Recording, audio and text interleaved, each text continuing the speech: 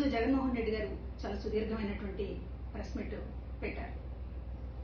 ఎక్కాల్సిన రైలు ఒక జీవితకాలం లేట్ అన్నట్లు అసెంబ్లీ సమావేశాలు అన్నీ అయిపోయిన తర్వాత తీరుబడిగా మాడిపోయిన మసాలా దోశను రాష్ట్ర ప్రజల ముఖాన్ని పడేసినట్లుగా ఆయన చాలా కూలుగా విషయాలు మాట్లాడారు. ఈ విషయాల్ని అసెంబ్లీలో ఎందుకు మాట్లాడలేదు అనేటటువంటి మొట్టమొదటిగా కనీసం సమాధానం కూడా చెప్పకుండా జగన్మోహన్ రెడ్డి గారు దాటేశారు. వందల కోట్ల రూపాయలు ఖర్చు పెట్టి ప్రతిరోజు అసెంబ్లీ సమావేశాలని 16 రోజుల పాటు నిర్వహిస్తే ఒక్కరోజు కూడా ఆయనతో పాటు ఆయన ఎమ్మెల్యేలు కూడా అసెంబ్లీకి రాకుండా రాష్ట్ర ప్రజల సమస్యల మీద మాట్లాడకుండా తీరుబడిగా 20 రోజుల తర్వాత విలేకరుల సమావేశం అంటూ పెట్టి ఆయన మాట్లాడినటువంటి మాటలు అసందర్భం, అసత్యాలు. అసందర్భంగా ఈ రోజున ఆయన మాట్లాడినటువంటి తీరు చాలా ఆశ్చర్యం కలిగించింది. ఒకటి, ఆయన ఆర్థిక విధ్వంసం గురించి ఏదో మాట్లాడారు. అప్పులు చేస్తున్నారు రాష్ట్ర ప్రభుత్వం అనేటటువంటి దీంతో మాట్లాడుతూ కాగ్ రిపోర్టుని కోట్ చేశారు. అయ్యో జగన్మోహన్ రెడ్డి గారు, కాగ్ రిపోర్టుని మీరు కోట్ చేయాలి అనుకుంటే గతంలో మీ హయాంలో కాగ్ రిపోర్టు ఏం చెప్పింది అనేటటువంటిది కోట్ చేసి ఉంటే బాగుండేది కదా. కాగ్ రిపోర్టు మా ప్రభుత్వానికి చాలా కితాబ్ ఇచ్చింది అని మీరు ఏదైనా చూపించదలుచుకుంటే ఆ స్లైడ్ ఎందుకు వేయలేకపోయారు? కాగ్ రిపోర్ట్ని ఆధారం చేసుకుని మాట్లాడాలి అని అంటే మన ప్రభుత్వానికి కాగ్ రిపోర్ట్ ఏమన్నా కితాబులు ఇచ్చి ఉంటే అది రిఫర్ చేయాలి. కానీ మీకు మీ హయాంలోనూ మీ అప్పులకు సంబంధించి మీ ఆర్థిక విధ్వంసాన్ని గురించి కాగ్ చెప్పింది కదా, దాన్ని ఎందుకు సైలెంట్ మోడ్లో పెట్టారు?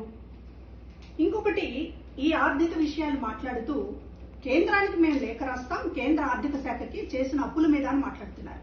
అంటే రాష్ట్రానికి అప్పు పుట్టకుండా చేయడానికి మీరు దేశవ్యాప్తంగా అంతర్జాతీయంగా లేఖలు రాస్తున్నారు. రాష్ట్రానికి అప్పు పుట్టకూడదు అనేది మీ కంకణం కట్టుకుని మీ ప్రయత్నం మీరు చేస్తున్నారు. లేఖలు రాయాలి అనుకుంటే చాలా సమస్యలు ఉన్నాయి.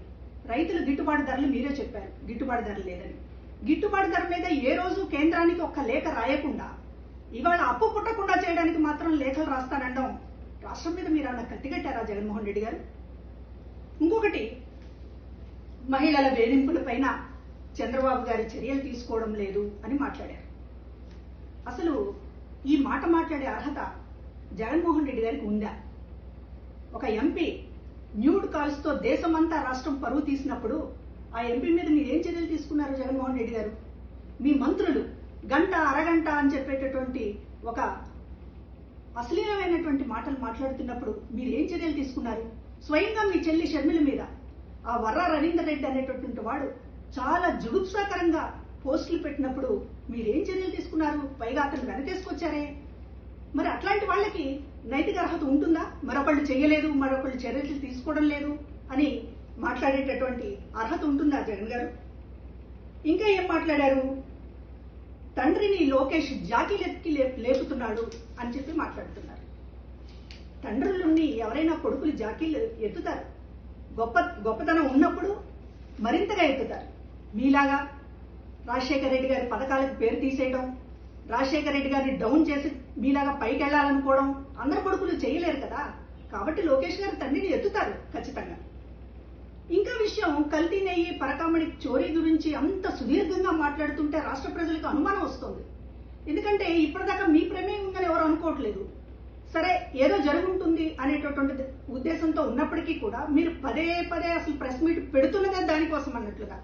కల్తీ నెయ్యికి సంబంధించి, పరకామణికి సంబంధించి చంద్రబాబు గారికి, లోకేష్ గారికి కాస్త బురద పూద్దామని చేస్తున్నటువంటి ఒక విస్తృతమైనటువంటి ప్రయత్నం చూస్తుంటే దొంగే దొంగ అని అరిచినట్లుందే.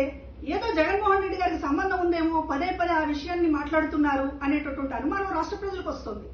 ఇవాళ మీరు పరకామణి చోరీ గురించి మాట్లాడుతున్నటువంటి తీరు, గతంలోనేమో అదేదో చిన్న తప్పన్నారు, ఇవాళేమో ఎందుకు బెయిల్ ఇప్పించారని అంటున్నారు. గతంలో పరకామణి చోరీ కేసు చిన్నదైందా?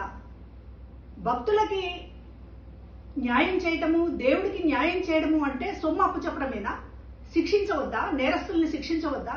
మీరు ఆ తప్పు చేసి ఇవాళ నాకు దేవుడి మీద చాలా భక్తి ఉంది, లేకపోతే ఇతర విషయాలన్నీ కూడా మాట్లాడుతున్నటువంటి తీరు చూస్తుంటే మీ పాపాన్ని కడుక్కోవడానికి ఎదుటి వాళ్ళు కూడా బురదలో ఉన్నారు అని చెప్పేటటువంటి ప్రయత్నం చూస్తుంటే మాత్రం ఖచ్చితంగా తిరుపతి విషయంలో మీరేదో దాస్తున్నారు. జగన్మోహన్ రెడ్డి గారికి స్వయంగా ప్రమేయం ఉన్నటువంటి విషయాల్ని దాయటానికే పదే పదే ప్రెస్ మీట్ వంకతోటి కల్తీ నెయ్యి గురించి, పరకామణి గురించి మాట్లాడుతున్నారు. రాష్ట్ర సమస్యల మీద కంటే కూడా ఆ విషయాలనే ప్రస్తావిస్తున్నారు అనేటటువంటిది అర్థమవుతోంది. ఇక నిరుద్యోగ భృతి, ఆడబిడ్డ నిధి, హామీలు, వీటన్నిటిని నిలదీస్తున్నాం అంటున్నారు. ఎక్కడ నిలదీశారు మీరు? ఏ ఎమ్మెల్యే మాట్లాడాడు అసెంబ్లీలో? చెప్పండి.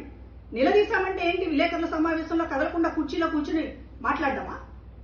మీకు అధికారం ఇచ్చింది ఎందుకు? అసెంబ్లీలో ఎందుకు నిలదీయలేకపోతున్నారు? మీ కాళ్ళు చేతులు పడిపోయినాయా? ఎందుకు మాట్లాడడం లేదు? మాట్లాడితే ఇంకొక మాట అన్నారు, ఎమ్మెల్యేలు ఆటలాడుతున్నారు అని. అయ్యా, ఎమ్మెల్యేలు ఆటలు మాత్రమే ఆడారు.